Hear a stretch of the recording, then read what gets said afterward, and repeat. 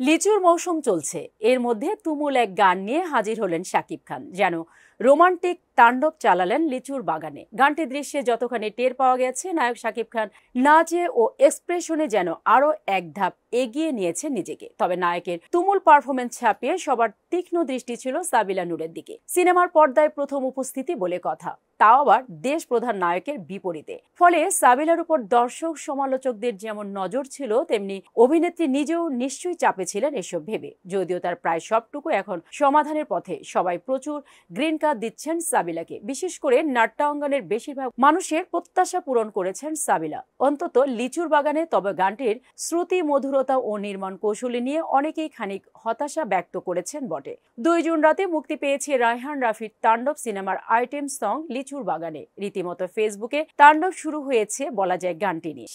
সাবিলার অসাধারণ performance, costume, set design, choreography সব মিলিয়ে প্রশংসায় ভাসছে গানটি। এরই মধ্যে চরকি ও SBF এর দুটি ইউটিউব চ্যানেলে গানটির মূলত বাংলার একটি প্রচলিত ঘাটু গানকে দিল পীড়িতের বেড়া লিচুর বাগান থেকে আইটেম গানটির জন্ম। গানটির সাত্তার পাগলার কণ্ঠে এই অঞ্চলে জনপ্রিয় হয়ে ওঠে বহুকাল আগেই। সেই গানটির পুরনো কথা ও সুরের সঙ্গে খানিক সংযোজন বিয়োজন করে এবার মূলধারার মঞ্চে তুলে আনলেন সঙ্গী শিল্পী প্রীতম হাসান। নতুন গানটিতে কণ্ঠ দিয়েছেন প্রীতম হাসান, জেফার, মঙ্গল মিয়া ও আলিয়া বানু। বলা প্রয়োজন, গানটি যেমন প্রশংসিত হচ্ছে, তেমনি সমালোচনাও কম হচ্ছে না। এই যেমন সাবিলা নূরকে নিয়ে কেউ বলছেন তাকে দেখতে একদম পারফেক্ট নায়িকাদের মতো লাগছে, কেউ বলছেন এতদিন তিনি বড় পর্দায় অভিনয় করেননি কেন। এমন নানা মতামত চোখে পড়ছে সোশ্যাল মিডিয়ায়। তবে কেউ কেউ যে সাবিলার খুঁত ধরছেন না তা না, বলছেন তার আরেকটু স্বতঃস্ফূর্ত থাকা উচিত ছিল। কেউ আবার বলছেন কেমন রোবোটিক লাগছে। তবে প্রশংসার পাল্লা ভারী এখন পর্যন্ত।